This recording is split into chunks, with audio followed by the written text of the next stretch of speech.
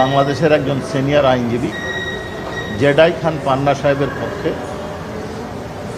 একজন অনারেবল ট্রাইব্যুনালের দৃষ্টি আকর্ষণ করে জানিয়েছিলেন যে জেডাই খান পান্না সাহেবকে যেন শেখ হাসিনার পক্ষের ডিফেন্ড করার জন্য আইনজীবী নিয়োগ করা হয়। এ বিষয়ে ট্রাইব্যুনাল তার সাথে কথা বলেছেন এবং এটা বলেছেন যে স্টেট ডিফেন্স কাকে নিয়োগ দেওয়া হবে বা কাকে দেওয়া হবে না এটা হচ্ছে ট্রাইব্যুনালের এখতিয়ারাধীন বিষয়। এটা একটা। দ্বিতীয় হচ্ছে যে ইতিমধ্যেই শেখ হাসিনার পক্ষের একজন আইনজীবী অর্থাৎ শেখ হাসিনাকে ডিফেন্ড করার জন্য একজন আইনজীবী নিয়োগ দেওয়া হয়েছে। কাজেই এই পর্যায়ে বা এই কারণে তার আবেদন বিবেচনা করার কোনো সুযোগ নেই।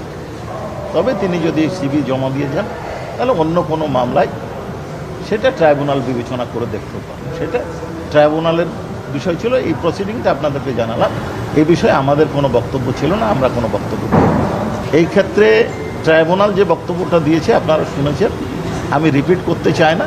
তবে আমি শুধু এইটুকু বলতে পারি, আইনের অবস্থান হচ্ছে যে স্টেট ডিফেন্স কে নিয়োগ হবে সেটা ট্রাইব্যুনাল নিজে ঠিক করবেন।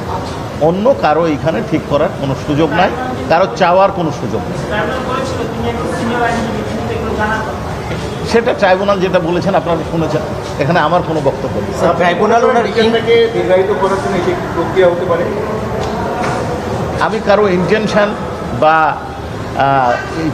বাংলায় যেটাকে ইচ্ছা বলে, তার কি ইচ্ছা মনের বিষয়টার উপর কোনো মন্তব্য করতে চায় না। ট্রাইব্যুনাল যেটা বলেছেন সেটাই। স্যার, ট্রাইব্যুনাল নিজেই কিন্তু তার ইন্টেনশন নিয়ে প্রশ্ন তুলছিল, কিন্তু ইন্টেনশনটা ব্যাড না গুড বা অন্য কিছু এটা বলেননি। উনি বলেছেন যে আপনার এই পর্যায়ে এটা করার সুযোগ নাই, এটুকুই বলেছেন।